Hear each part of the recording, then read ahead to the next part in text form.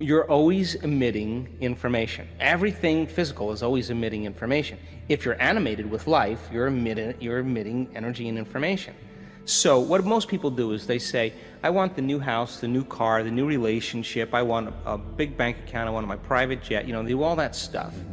And then they visualize that, but when they visualize it, they never get in touch with how it would feel if it happened. In fact, they're hypnotized and conditioned into feeling the emotion when it happens. So they may do a little meditation or a little whatever, and they open their eyes and their senses say it's not there. So what do? They experience more lack, more separation. So when you're feeling lack and separation, you try harder. And now they try matter to matter to try to produce the outcome because they're feeling separate from their future. So then thoughts are the electrical charge in the quantum field, and feelings produce a magnetic charge in the quantum field. And how you think and how you feel broadcasts electromagnetic energy that influences every single atom in your life. The thought sends the signal out, and the feeling draws the experience back to you. So then if the person is living in anger, impatience, resentment, frustration, and they're holding the intention of their future, that's mind and body in opposition. There's no vibrational match between anything in their future, because they're saying, why hasn't it happened? And they're waiting for their healing to begin so that they feel gratitude. They're waiting for their success to feel abundant or empowerment. They're waiting for their new relationship to feel love. Well, that's the old model of reality of cause and effect, Newtonian physics, waiting for something outside to change how we feel inside. And if you're living in that lack, and you consciously or unconsciously know that you're creating your future, you're creating more lack. And if you're reacting to the people and conditions in your life that are all known to you, then your thoughts and feelings are equal to everything that you know. You keep creating the same life. So then, if you have to truly change, then close your eyes, disconnect from the environment, sit your body down, and don't get up and do anything. Don't be in the program of the future, the past, and relax into the present moment. And now, teach your body emotionally what that future feels like before it happened. Now why? Well, the stronger the emotion you feel from the future you're creating, the more you're going to pay attention to the pictures in your mind, and you're going to begin to remember your future. And biologically, it's the same as remembering your past. So then you have to stay in the feeling of that future in order for you to be aligned to that destiny. And if you lose the feeling because of traffic or a coworker, and you start feeling another emotion, you just disconnected from the energy of your future. Now you're back to the energy of your past. And if you tell me it's because of that person that caused it, I'm going to say, oh, you're back to the unconscious program of being a victim. You're telling me that you're allowing something or someone outside of you to control how you feel and how you think. And that's a program. So then it takes great consciousness. It takes great work. So when there's a vibrational match between your energy and it's synchronized with some potential in the quantum field, now you no longer have to go anywhere to get it. Because you're connected to the field, you're going to begin to draw events or experience to you. And they're going to come in a way that you cannot predict. Because if you can predict them or anticipate them, they're nothing new. They have to surprise you. That's the unknown, right? And that's the fun part, because the brain learns by mistakes and surprises. Why not a few surprises? And when that event lands in your lap and it comes out of nowhere, you will look back at all the betrayals, all the traumas, all the things that happened in your past, and you will not want to change one thing in your past because it brought you to that moment. And that's the moment the past no longer exists. So people are healing from their past in a lot of ways when they do this work. And the side effect of all of this is they feel so whole, so happy with themselves, they no longer want anything. Like all the things they want, they don't really want the house, they're happy with themselves. Like, I think that's really a good place to start in life. Have, do, or be anything you want if you controlled your mind. You can change your thinking. One way to look at this is the thoughts you're having right now are primarily negative. So that's the first thing to notice. Your thoughts are primarily negative. The second one is, you're not your thoughts. You are separate from your thoughts. And this is massive, earth-shaking news if somebody's hearing it for the very first time. There have been books that are called, You Are Not Your Mind, You Are Not Your Brain. And what they're saying is, these thoughts that we're having them. We're not them.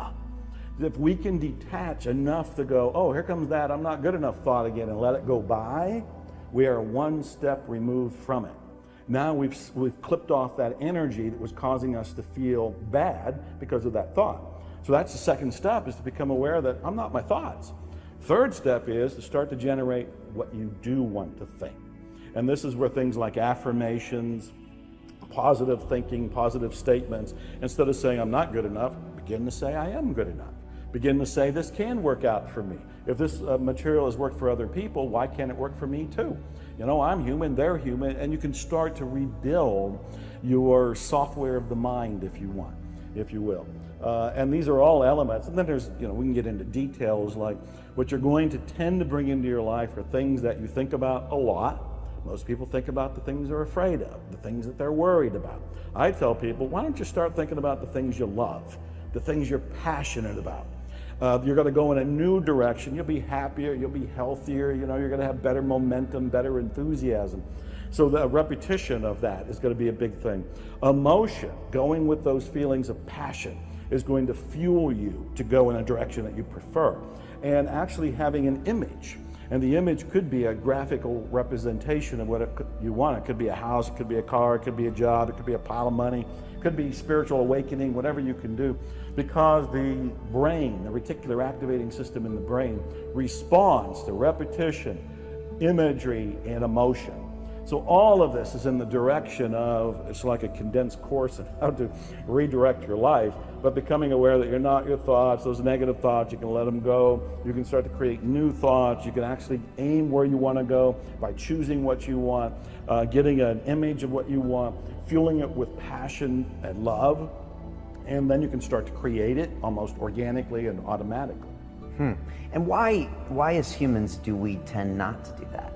Where does this negativity come from? Is it an old survival instinct? That is exactly, you don't even need me to answer these questions. No. You already know. It is an old survival instinct. What we're on alert for, we're hardwired for it. We're on alert for danger. We're on alert for anything that can stop us from breathing, from living. And so our reticular activating system, that part of our brain in the back of our head at the top of the spine, is already hardwired to be on alert for anything that is a threat to you, your loved ones, your life, and all of this. And so negativity and fear and worry are all things programmed to alert you that that could be dangerous. And that's fine. Our reticular activating system and our survival is working. You're here, I'm here, your viewers are here. We can applaud that part of our system that is working. It is keeping us surviving. But what I and the other teachers are saying is that you can program it for other things. You can program it for what you want. So if you do want more wealth, or you want the romance, or you want the health, or you want the house, or the job, or a spiritual awakening, or fill in the blank, you follow the same principles that have been used to keep you surviving, but you use it for these things that you would like to have, do, or be in your life. Okay. Talking about imagery, because this is interesting. So if I want something, I need to actually conjure up and create an image like a vision board, or just have something in my mind I'm associating with that future outcome? Well, it's both. And what I look for is some sort of, I call it a graphical representation of what you want. And a vision board is a very popular way of doing it, because a vision board is pretty much like a big poster board, and people have cut out pictures of what they want. So I had a ride over here in a Mercedes. So if I wanted a Mercedes, I might go on Google and conjure up a bunch of different, search for a bunch of different images, find one that really makes me excited, print it, cut it out, and put it on the vision board. And if there was a particular house, like you lived in San Diego at one point, there's some wonderful mansions and old style Mediterranean homes near the water. And if I wanted one of those, I'd find some sort of image of it, cut it out, and put it on the vision board. The idea is I don't want to just think it. I need to communicate to my subconscious mind that this is my next desire. And so if I can see the image of it and see it a lot, that's the repetition part of it, I will be communicating to my mind that this is what I would like to attract into my life. And so vision boards are very popular, and I tell people your vision board can be on your phone, it can be on your refrigerator, it can be something that's on your dashboard, it can be something that's by your bathroom, bedroom mirror, any number of these.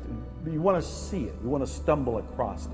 So it's not just thinking about it, because your mind can just go off in a different direction and bring you a different image, you need to be reminded of it. You want to put that up there and say, there's that house, there's that car, there's that bank account, whatever it happens to be. Okay. And should I have different images for different parts of my goals, like a house maybe, or certain thing in my business, or certain thing for my relationships, or my body, or? Yeah, that is a great question. There's mixed information on that. My own view is focus on one thing at a time. If you focus on one thing at a time, you are a missile, targeted and sending a powerful signal right into your subconscious mind.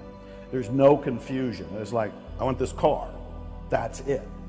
I don't think there's anything wrong with having like a master vision board and all the different things you were just referring to are there. So there could be the romance in the house and a boat and whatever it happens to be. It could be all on there. But I think it's wiser and more powerful, more effective, more efficient, and accelerated to pick one thing at a time. When I reflect over my own life and my greatest accomplishments, I believe they came when I was really focused. When I said, I'm writing this book, or I'm recording this music, or I'm going after this car, or I want this kind of awakening, and that was the primary focus, I would get it fast. His mind is only operating from previous programming. And the previous programming for virtually everybody is about lack and limitation, fear, worry, survival. Naturally so. That we're just trying to live here on the planet. But what I and other people are saying is, look, you can not only survive, you can thrive, you can prosper, you can have an exhilarating life. You just have to do a little work. And the little work is about looking at your beliefs, because my rule of thumb is you change your beliefs, you get a different reality.